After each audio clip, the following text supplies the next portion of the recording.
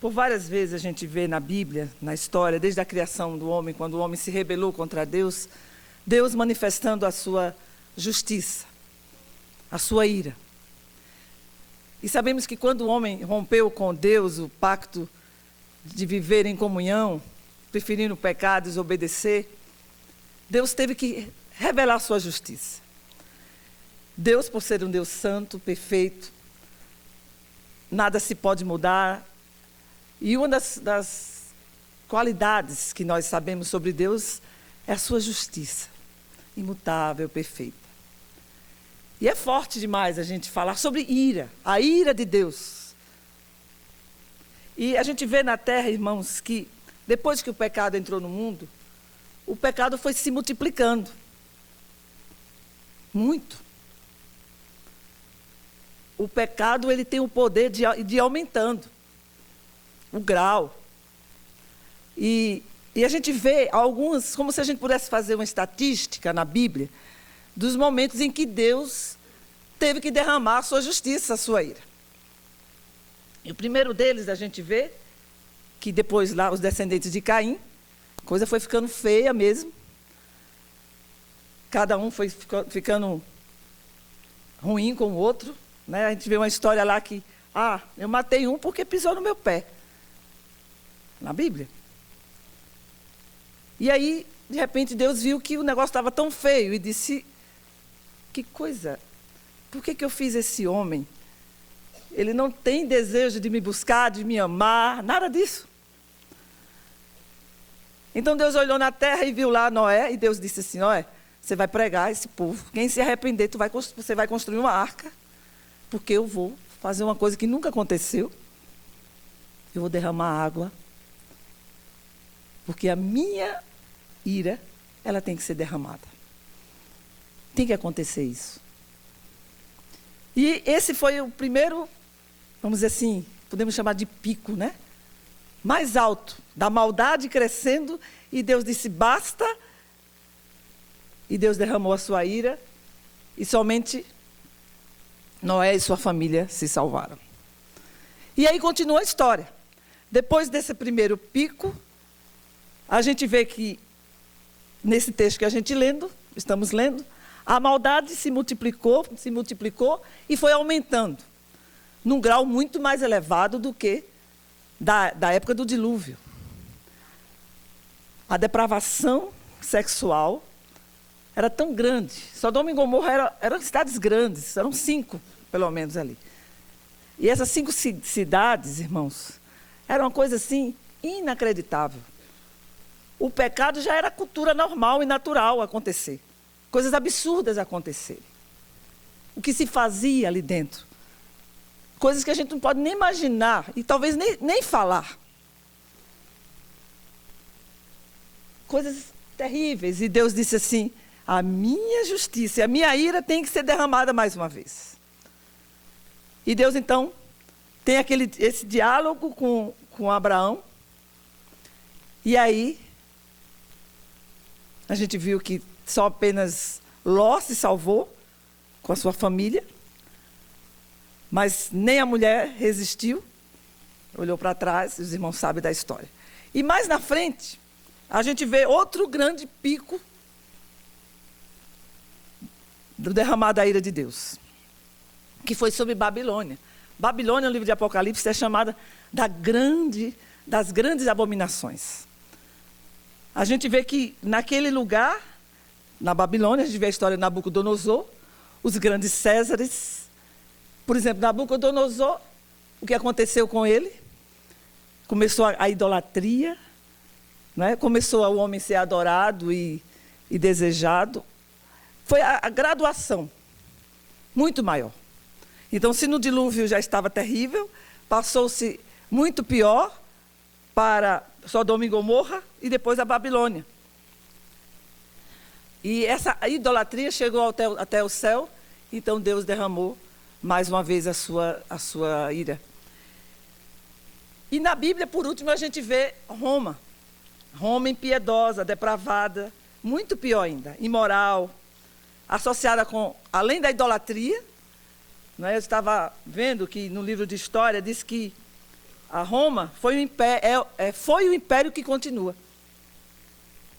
Daí que surgiu o grande papado e grandes coisas. O próprio Jesus, os próprios apóstolos, a própria igreja sentiu na pele o poder terrível e mal de Roma na perseguição. O próprio Jesus, os próprios apóstolos, vários cristãos mortos, perseguidos. A idolatria é dominante. Mas eu queria perguntar aos irmãos, como vocês acham que nós estamos hoje? Nós estamos num nível muito, incomparavelmente pior, irmãos. Do mal, da maldade, dominando este mundo. Nós não temos noção, irmãos.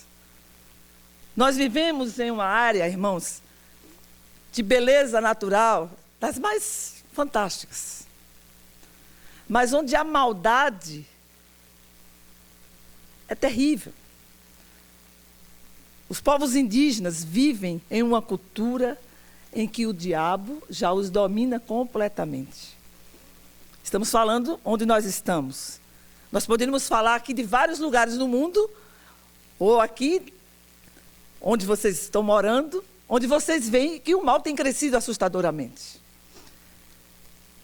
E diante disso tudo, irmãos, eu queria conclamar vocês a entender que a ira de Deus é uma realidade. A pregação toda da Bíblia é fugir da ira vindoura. E a proclamação nossa do Evangelho é para isso. É para a gente anunciar que Deus é santo, justo e amor, mas que Ele um dia vai derramar essa ira sobre toda a raça humana. E diante de todas as grandes abominações desta terra. O pecado vai se misturando com a cultura e tudo vai se tornando normal. Tudo é muito... O que é valor e o que é bom, isso vai se tornando fora de moda. E o que é que nós temos a ver com isso? É que a ira de Deus, irmãos, tem que estar constantemente sendo lembrada na igreja. Porque se esta ira está vindo, temos a promessa da volta de Jesus, do dia do grande julgamento. Qual é a nossa responsabilidade antes que chegue esse dia?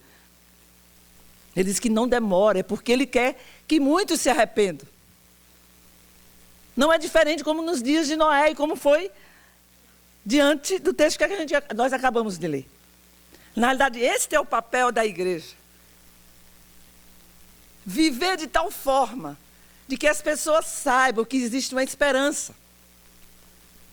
E que existe um Deus tão extraordinário de amor que se deu para que as pessoas pudessem ter a salvação, a libertação, o perdão, a cabeça aberta, a mente aberta. E diante da história que desse documentário que vocês acabaram de ler, nós vivemos, irmãos, em uma cultura. A gente chama muitas vezes que os povos indígenas são mais ou menos 22 povos, 18 línguas faladas onde nós estamos. Parece que ali a gente vê o caldeirão do diabo, a sopa que ele está fazendo. E eu tenho falado que nos nossos estudos a gente tem percebido que a região onde a gente está é um dos lugares mais difíceis de a gente pregar o Evangelho. Porque em todos os lugares da terra a gente vê deuses. As pessoas têm alguém para adorar, para estar culto. Mas onde nós estamos, irmãos, faz parte da cultura deles, do modo de ver o mundo deles, que Deus não existe.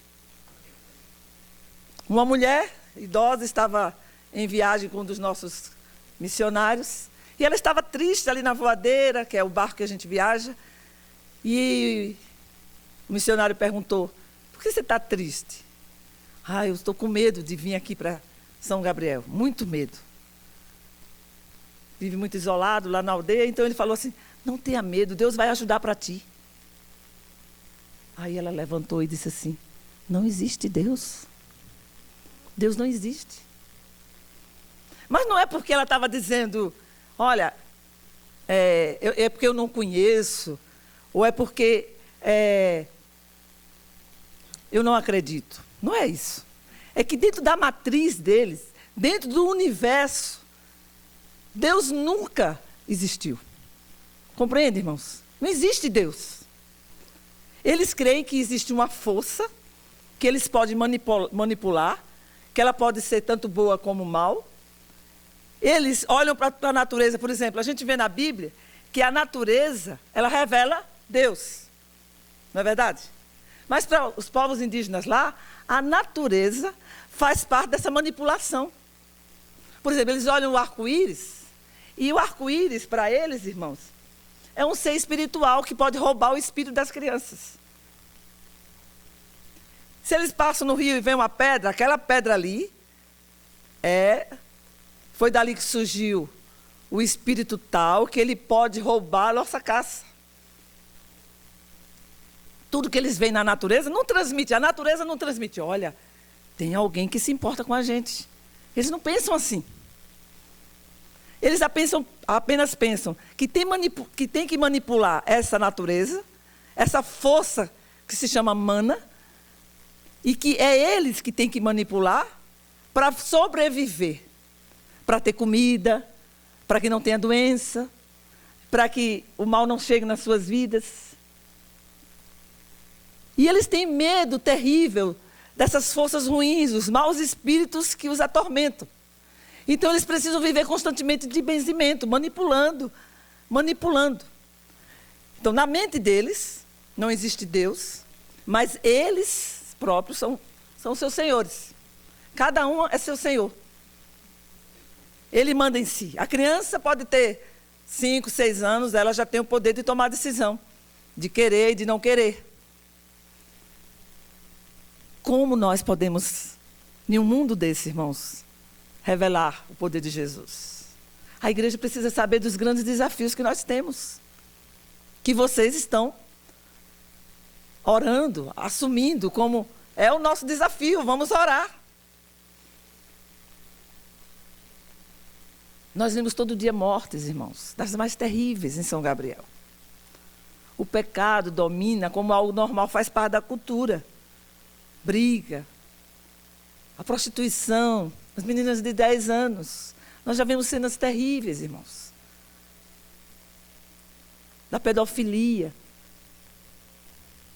A noite de São Gabriel é terrível. As meninas sendo usadas, os pais vendendo suas filhas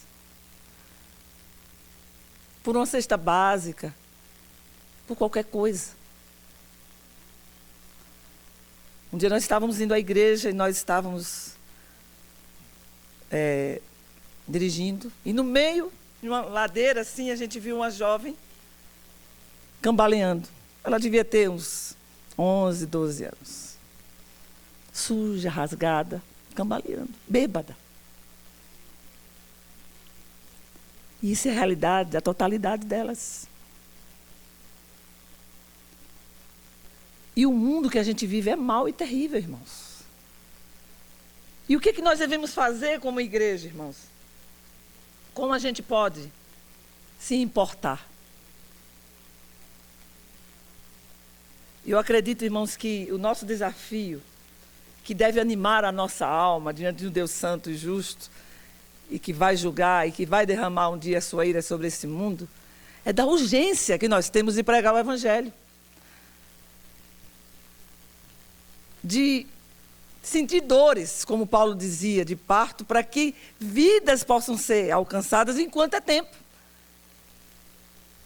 E é muito difícil a gente ganhar as crianças indígenas para Jesus. Por isso que a gente tem tanto desejo que elas conheçam Jesus, antes que elas cheguem aos 9 anos de idade, para que já não fiquem viciadas na bebida, no caxiri, para que não já comecem na prostituição. Porque o sexo é normal, é como... Não existe nenhum sentimento contrário. Não existe também nenhum amor próprio, nem carinho. Geralmente, os filhos maiores, depois de 5, 8 anos, os pais não beijam, não abraçam. São extremamente carentes. E eu acredito, irmãos, que às vezes a igreja, ela vive muito assim, sabe? Fora de órbita, assim, não está ligada às coisas. A gente tem que conhecer a terra em que a gente está. A gente tem que ouvir o clamor dos povos. para que a gente não tenha só sentimento assim, eu estou fazendo alguma coisa, apenas. Porque eu acredito que a maior urgência da igreja é de santidade. E olhando aqui para Abraão, nesse texto que a gente leu, é interessante que Deus nos dá a oportunidade de a gente ter um relacionamento com Ele, assim, né? De Deus, a situação é essa. A gente não sabe o que fazer, como falar, como conhecer esse universo, como alcançar uma mente dessa. Mas o Senhor é um Deus justo, um Deus de amor também. A gente vê muito perto o amor e a justiça de Deus. E quando Abraão começa a falar com Deus, porque Deus disse que ia derramar a ira dele sobre Sodoma e Gomorra, e Deus fala assim, eu vou esconder para o meu servo o que eu estou para fazer? Se há uma coisa que Deus não faz, irmãos, para a igreja, para vocês que estão aqui, é esconder nada. Deus fala a verdade para nós. Deus abre tudo para a gente. A palavra de Deus tem sido pregada. Você tem ouvido, Deus tem falado. Muitas vezes você tapa os ouvidos. Muitas vezes você deixa cair por terra. Mas Deus tem revelado à sua igreja os seus planos. Nós que às vezes ficamos meio surdos ou frios, inconstantes, meio assim, tão envolvidos com as coisas desta terra que a gente perde a sensibilidade de ver o mundo com os olhos de Deus. E o que Deus quer de nós? Santidade. Irmãos, a gente começa a se envolver de tal forma que a gente pensa assim, será que a igreja, pelo menos, tem sido exemplo? Quando Abraão, Deus revela para Abraão, e começa a revelar para Abraão as coisas, o que Abraão queria dizer? Senhor, tem justo nesse lugar. E é isso que a gente pensa também, tem justo nesse lugar. E se tiver justo, dando testemunho, exaltando o nome de Jesus em santidade, faz uma grande diferença. Porque evangelização nada mais é, em primeiro lugar, é nossa vida. Mas às vezes a gente tem uma vergonha, irmãos. Às vezes a maneira de como a gente veste é uma vergonha. A maneira como a gente fala é uma vergonha. A maneira como a gente vive dentro de casa é uma vergonha. Às vezes a gente está gostando das coisas pecaminosas demais. As coisas que o pecado está fazendo aí, a gente começa a achar bonito. Coisas abomináveis. Que tem na televisão, por exemplo. Irmãos, a gente precisa ter sensibilidade e saber o que é do mal e que não presta. E jogar aquilo fora. Dentro da nossa vida. Porque senão a gente é crente pela metade. Sem santidade, irmãos, nós não veremos a Deus. E sem santidade, não tem como a gente ter paixão por Jesus e de evangelizar. Porque a maioria dos crentes tem vergonha de evangelizar. Mas não é só vergonha. A maioria dos crentes é uma vergonha. Porque você está lá gostando das novelas. O que é que ensina aquilo? Abominações. Coisas terríveis. Às vezes as suas amizades, o que você conversa, são coisas ligadas ao maligno. E ao pecado. O pecado, a Bíblia diz que mora bem perto da gente. Ele vive rodeando a nossa vida. E é sagaz e sutil. Tem muita coisa, se você olhar, é pecado. Se você fizer assim vamos dizer, uma real, com consciência assim, avaliação na sua vida, você vai ver que você está envolvido com alguma coisa de pecado. Porque o pecado é muito perto. E não há como a gente ter essa comunhão que Abraão tinha com Deus, de santidade, ou de dizer, Senhor, será que perto de mim tem 50 pessoas que eu posso ser bênção? E o que eu posso dizer, eu sou luz aqui?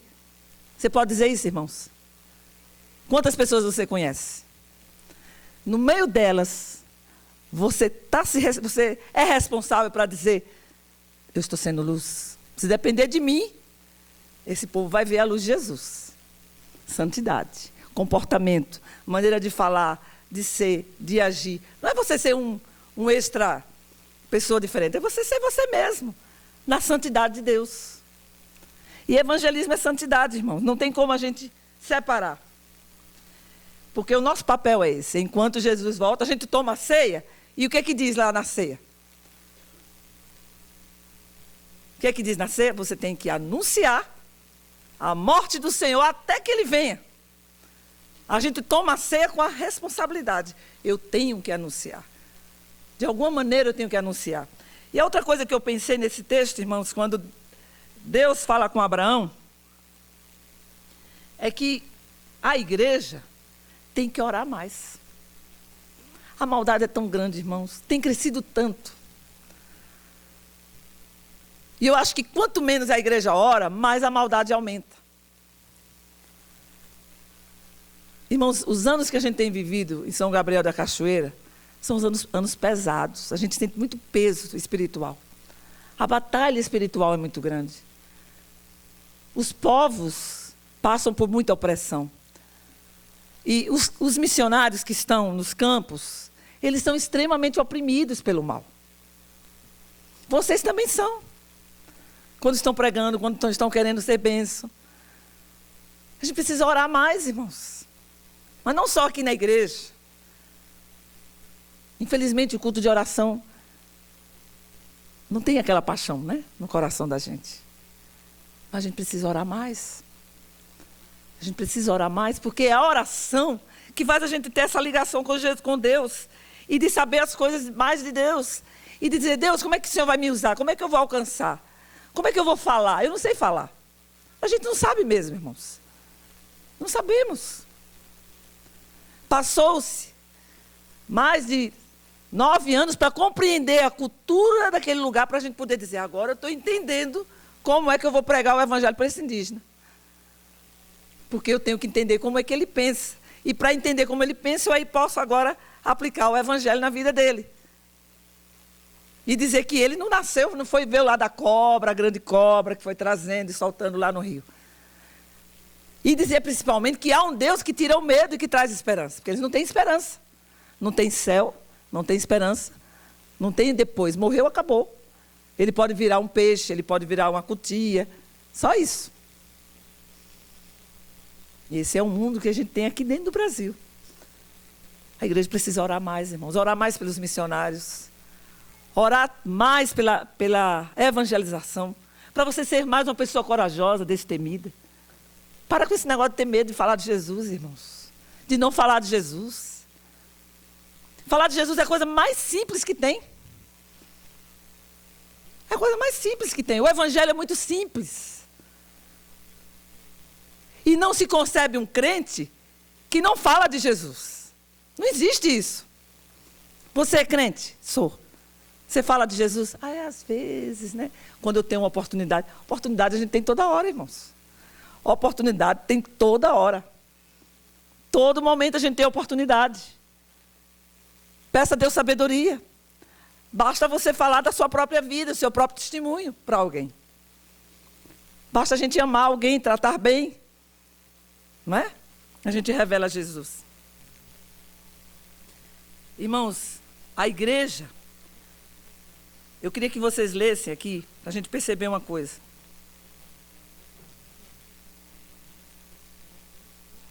Diante desse texto, versículo 23. Vamos ler juntos? E aproximando-se a ele, disse, destruirás o justo com o ímpio. O que eu acredito, irmãos, que dentro da soberania de Deus, quando a gente vê tantos povos, tantas pessoas se perdendo, dominadas pelo mal, a própria cultura é o mal, e às vezes você fala, e eles não estão entendendo aquilo. Não alcança. A Bíblia diz que o diabo cega o entendimento dos incrédulos. E é verdade. E nós precisamos de poder, irmãos, para isso. Para a gente ter discernimento, sabedoria. E eu creio que os crentes precisam mais buscar mais unção de Deus. Discernimento e sabedoria para viver e falar. Porque crente é gente sábia. A Bíblia diz que se você tem sabedoria, peça a Deus. Senhor, eu vivo aqui diante de tantas pessoas. Quem são esses justos? Eu não sei. Quem é que o Senhor quer salvar? Eu não sei. Mas, Senhor, me leve a elas.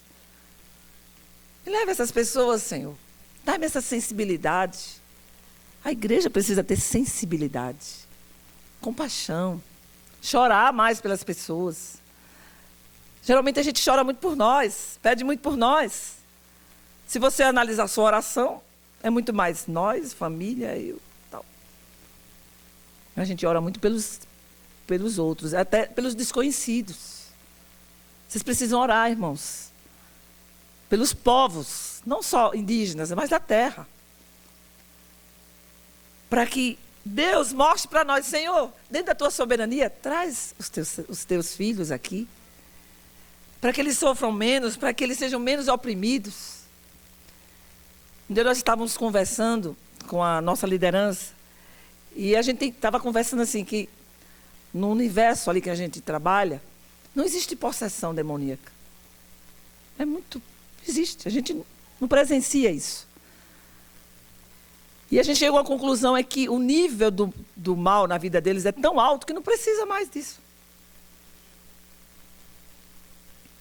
Não precisa mais, eles já estão no nível da maldade muito grande dominando a vida deles.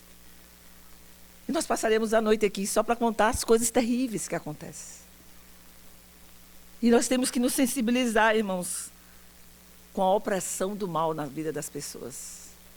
Como as pessoas sofrem. E para concluir, eu queria que vocês lessem comigo os 2 últimos versículos. Porque ele foi conversando com Deus e foi dizendo, Senhor, não é possível. Será que numa cidade tão grande como essa, não tem 50, não tem 45, ele nem quis aumentar muito de uma vez assim, Senhor, não é possível. Que maldade é essa? Que nível de mal é esse? Que a gente não encontra pessoas boas. Vocês já viram que a linguagem da televisão parece que é tudo igual? Todo mundo fala igual, né? Não é verdade? Seus amigos, você procura aí.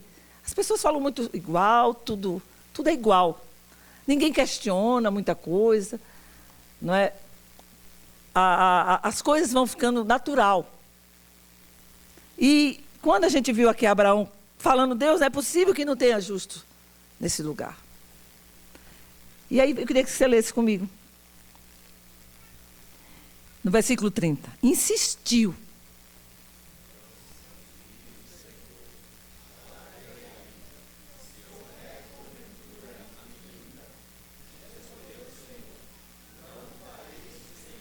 Você viu qual a primeira palavra que a gente leu aí? Insistiu. Nós temos que ser assim. Esse é o papel da igreja, irmãos. Insistir pela salvação. Insistir para que essa mensagem seja proclamada. Investir nisso. Gastar tempo nisso. Fazer nosso papel. Irmãos, resumindo mesmo, a igreja está aqui para isso. Para insistir, para que o mal seja destruído, a palavra de Deus cresça e pessoas sejam transformadas. Nós precisamos ter esse sentimento constante, porque naturalmente a gente se acomoda, não é verdade, irmãos? Naturalmente a gente se acomoda. E continuando, no versículo 31, eis que me atrevi. Ele não se atreveu, não é porque ele tinha mais poder, nem era uma pessoa especial, Abraão. Abraão, ele podia, não, a gente também pode ser assim. De dizer, Senhor, a gente quer ver vidas salvas, eu quero ser usado por ti. Você já falou isso para Deus? Senhor, eu quero ser usado por ti. Você já falou? Você fala isso naturalmente todo dia? Senhor, eu quero ser usado por ti. Tenha misericórdia de mim, eu não sou nada, não sei, mas eu quero ser usado. Eu quero ser uma pessoa atrevida para isso. Num bom sentido de insistir em que a tua palavra possa ser vista e proclamada, entendida. Continuando, no versículo 32. Disse ainda Abraão, não se ire o Senhor, se lhe falo somente mais esta vez. Se porventura ali 10, respondeu o Senhor, não destruirei por amor dos 10. Amor não falta, irmãos. Amor Deus tem demais, não é verdade? Mas nós precisamos também ter esse amor forte em nosso coração. Outra coisa que a gente vê é que o que depender de nós, a gente tem que fazer nossa parte. E por último, irmãos, Deus Ele está dando esse tempo para a gente pregar a palavra. Mas vai chegar o dia final. Vai. A gente fala pouco da volta de Jesus, né? Assim, no dia a dia, a gente fala pouco. E é uma coisa perigosa isso. A gente precisa falar mais da volta de Jesus. Pensar mais sobre a volta de Jesus. Tendo cessado de falar, Abraão retirou-se ali. E não teve os 10. No fim ficou 10. Guardar, irmãos, essa palavra. Guarda essa palavra no seu coração. Para que você seja como Abraão. Não é? Você pense nas pessoas de forma diferente. Que você veja o mundo de forma diferente. E que você conheça quem é Deus mais ainda. E conheça mais sobre a ira de Deus. Que há de vir sobre a terra. E diz o apóstolo Paulo que nos últimos dias haverá tempos difíceis. E é esse tempo que a gente está vivendo, irmãos. Podemos dizer, é uma pergunta, que esse tempo que a gente está vivendo é o mais difícil de todos? O que vocês acham? E o que a igreja tem que fazer? Viver em santidade. Ser mais apaixonado por Jesus. Ter cuidado com as coisas deste mundo, com os enganos. Orar mais, irmãos, orar mais. E jamais deixar de falar de Jesus. Nós temos que falar. É crente, tem que falar de Jesus. Tem que proclamar a palavra. E é muito simples. A sua vida, o seu testemunho. Com palavras também a gente tem que falar também. Nós temos que falar do Senhor Jesus. Onde você está. E mais o que você possa fazer. E eu queria, para fechar, fazer uma pergunta. Até hoje, quanto tempo de crente você tem? E quanto tempo... Assim, essa oração de Abraão é uma oração diferente, né? O que a gente tem que aprender com essa oração? Talvez a gente tenha que reformular um pouco nossas orações, né? E nosso estilo de vida também. Tem coisas importantes, mas o que é mais importante? Eu estou fazendo isso, mas para quê? É para proclamar Jesus? Tem que ser tudo isso. Tem que ser, o fim é esse. Nossa vida, o propósito é proclamar o Senhor Jesus. O Evangelho do Senhor. Jesus é o próprio Evangelho. É a salvação. É a paz. É a libertação do medo. E é isso que nós precisamos, irmãos. Eu queria que você orasse agora por você e pelas pessoas que você conhece. Talvez a gente tenha que confessar pecado, talvez mau testemunho de vida, de comportamento. Porque se no nosso comportamento a gente já não evangeliza, nossas palavras não vai valer. Então ora por você. Deus, tenha misericórdia de mim. Nos ajude a enxergar o mundo, as pessoas, como eu posso alcançar.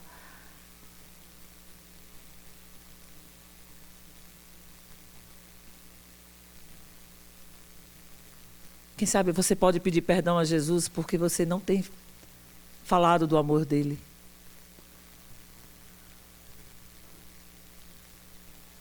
Eu gostaria também que você se comprometesse em orar mais pelos missionários, pela evangelização dos povos da terra. E para que Deus nos dê mais autoridade e unção, para a gente vencer todos os impedimentos do mal para alcançar a mente e o coração daquelas pessoas, onde quer que elas estejam.